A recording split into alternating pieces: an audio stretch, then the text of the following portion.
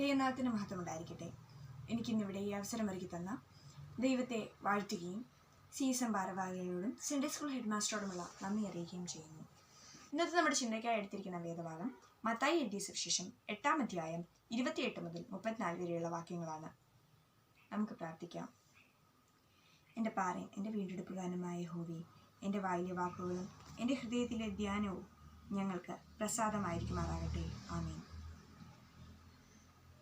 നാം എടുത്തിരിക്കുന്ന വേദഭാഗം മത്തായി എഴുതിയ സുവിശേഷം 8-ാം അധ്യായം 28 മുതൽ 34 വരെയുള്ള വാക്യങ്ങളാണ്. 8-ാം അധ്യായത്തിന്റെ ഒരു പ്രത്യേകത എന്ന് പറഞ്ഞാൽ 8-ാം അധ്യായത്തിൽ 6 അത്ഭുതങ്ങളാണ് നിറഞ്ഞിരിക്കുന്നത്. മത്തായി 1 മുതൽ 4 വരെയുള്ള വാക്യങ്ങളിൽ കുഷ്ഠരോഗിയെ സൗഖ്യമാക്കുന്ന യേശുവിനെ കാണാം. 8 മുതൽ 13 വരെ ശതാധിപന്റെ ബാല്യക്കാരനെ സൗഖ്യമാക്കുന്നു. 14 മുതൽ 15 വരെ പത്രോസിന്റെ അമ്മായിയമ്മയെ സൗഖ്യമാക്കുന്നു. 16 മുതൽ 17 വരെ വൈകുന്നേരമായപ്പോൾ പല ഭൂതഗ്രസ്തരും പല രോഗികളും യേശുവിനെ കാണാനെത്തുന്നതും അവർക്ക് ലഭിക്കുന്ന സൗഖ്യത്തെക്കുറിച്ചും നാം കാണാൻ സാധിക്കുന്നു. 5-ാമത്തെ അത്ഭുതമായി കാണുന്നത് കൊടുങ്കാറ്റിനെ ശാന്തമാക്കുന്ന യേശുവിനെയാണ്. 6-ാമത്തെ അത്ഭുതമായി നാം കാണുന്നതാണ് ഇന്നത്തെ നമ്മുടെ വേദഭാഗ പഠനത്തിനായി എടുത്തിരിക്കുന്ന വേദഭാഗം 28 മുതൽ 34 വരെയുള്ള വാക്യങ്ങൾ. 2 ഭൂതഗ്രസ്തരായ ആളുകളെ വിടുവിക്കുന്നത്. മത്തായി 8-ന്റെ 28 മുതൽ 34 വരെയുള്ള വാക്യങ്ങളിൽ യേശു ഗദരേനയുടെ ദേശത്ത് എത്തിയാറെ 2 ഭൂതഗ്രസ്തർ ശവക്കല്ലറിൽ നിന്ന് പുറപ്പെട്ട് അവനെ എതിരേറ്റു വന്നു. അവർക്ക് ആർക്കും ആ വഴി നടന്നുകൂടാതെ വണ്ണം അവർ അവരെ ബുദ്ധിമുട്ടിച്ചുകൊണ്ടിരുന്നു. അവർ നിലവിളിച്ച്, ദൈവപുത്ര, ഞങ്ങൾക്ക് നിങ്ങൾക്കും തമ്മിൽ എന്താ? സമയത്തിന് മുൻപേ ഞങ്ങളെ ദണ്ഡിപ്പിപ്പാൻ ഇവിടെ വന്നുവോ എന്ന് പറഞ്ഞു. അവർക്കകലെ ഒരു വലിയ പന്നിക്കൂട്ടം മേഞ്ഞുകൊണ്ടിരുന്നു. ഭൂതങ്ങൾ അവനോട്, ഞങ്ങളെ പുറത്താക്കുന്നു എങ്കിൽ പന്നിക്കൂട്ടത്തിലേക്ക് അയക്കണം എന്നപേക്ഷിച്ചു. പോയിക്കൊള്ളുവീൻ എന്നവൻ അവരോട് പറഞ്ഞു. അവർ പുറപ്പെട്ട് പന്നികളിലേക്ക് ചെന്ന് ആ കൂട്ടം എല്ലാം കടുംതൂക്കത്തോടെ കടലിലേക്ക് പാഞ്ഞ് വെള്ളത്തിൽ മുങ്ങി ചത്തു. മേയ്ക്കുന്നവർ ഓടി പട്ടണത്തിൽ ചെന്ന് സകലവും ഭൂതഗ്രസ്തരുടെ വ്യവസ്ഥയും അറിയിച്ച് ഉടനെ പട്ടണമെല്ലാം പുറപ്പെട്ട് യേശുവിനെ എതിരേറ്റ് ചെന്നു. അവനെ കണ്ടാറെ തങ്ങളുടെ അതിർ വിട്ടു പോകണമേ എന്ന് അപേക്ഷിച്ചു. ഈ വാക്യങ്ങളിൽ നാം കാണുന്നത് ദൈവപുത്രനാണെന്ന് തികഞ്ഞ ബോധം ഭൂതങ്ങൾക്ക് വന്നു എന്നതാണ്.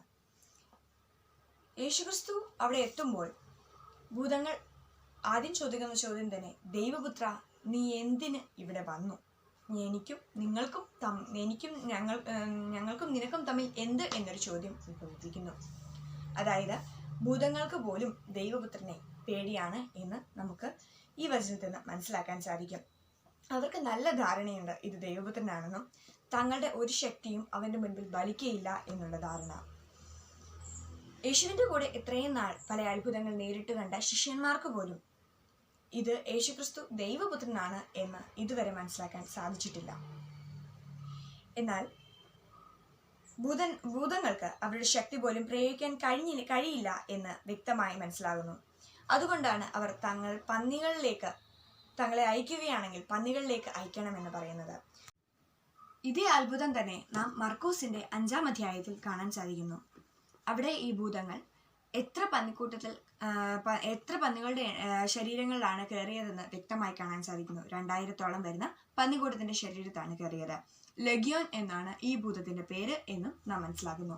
ലഗിയോൻ എന്നത് ഒരൊറ്റ ഭൂതമല്ല, മറിച്ച് ഒന്നിലധികം ഭൂതങ്ങളാണ് എന്നും അവിടെ സ്പഷ്ടമായി മനസ്സിലാക്കുന്നു. യഹൂദന്മാരുടെ അശുദ്ധമായൊരു മൃഗം ആണ്, വെറുക്കുന്നൊരു മൃഗമാണ് പന്നികൾ. കാരണം എന്തെന്നാൽ പന്നികൾ എത്ര നല്ലെടുത്ത് കൊണ്ടുവിട്ടാലും അവർ ചെളിയിൽ ചെന്ന് ഉരുളുക തന്നെ ചെയ്യും. ഇത് പല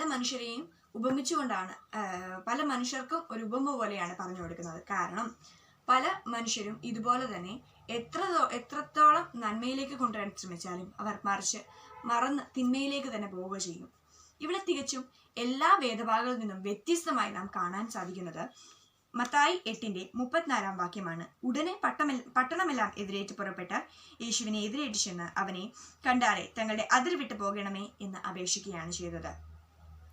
സദാ നാം കാണുന്ന എല്ലാ അധ്യായങ്ങളിലും ദൈവം ചെയ്യുന്ന അത്ഭുതങ്ങൾ കണ്ട് പലരും അവന്റെ അടുത്തേക്ക് വന്ന് അവനോട് തങ്ങളെയും രക്ഷിക്കണമേ, തങ്ങളുടെ പാപങ്ങളെ മോചിച്ചു തരണമേ എന്ന് അപേക്ഷിക്കുന്നതാണ്. എന്നാൽ ഇവിടെ നേരെ തിരിച്ചാണ്. ഞങ്ങളുടെ പട്ടണത്തിൽ നിന്ന് നീ പോകണമേ എന്ന് അപേക്ഷിക്കുകയാണ് ചെയ്യുന്നത്. ഇതിൽ നിന്ന് നാം മനസ്സിലാക്കാൻ സാധിക്കുന്നത് തങ്ങളുടെ പാപങ്ങളെ മറന്ന് പുതിയൊരു മനുഷ്യരാകുവാൻ അവർ തയ്യാറല്ല.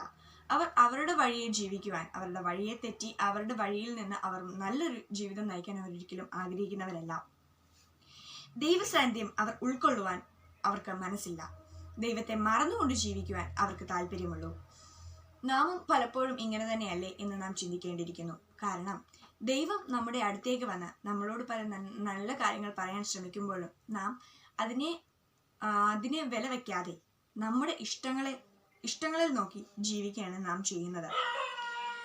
നിന്റെ ജീവിതത്തിൽ എന്റെ സാന്നിധ്യം നൽകാൻ നീ തയ്യാറാണോ?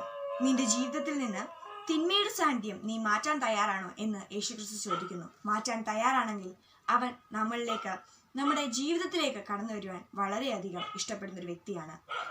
ഇന്ന് ഈ ചിന്ത കേൾക്കുന്ന നിങ്ങൾ ഓരോരുത്തരും ദൈവത്തോട് അങ്ങേ ഉൾക്കൊള്ളുവാൻ തക്കവിധം ഞങ്ങളെ ഓരോരുത്തരെയും വിശദീകരിക്കണമേ എന്ന് പ്രാർത്ഥിക്കുക തന്നെ ചെയ്യണം. ഈ വചനങ്ങളാൽ നമ്മളെ ദൈവം സഹായിക്കുമാറാകട്ടെ. ആമേൻ.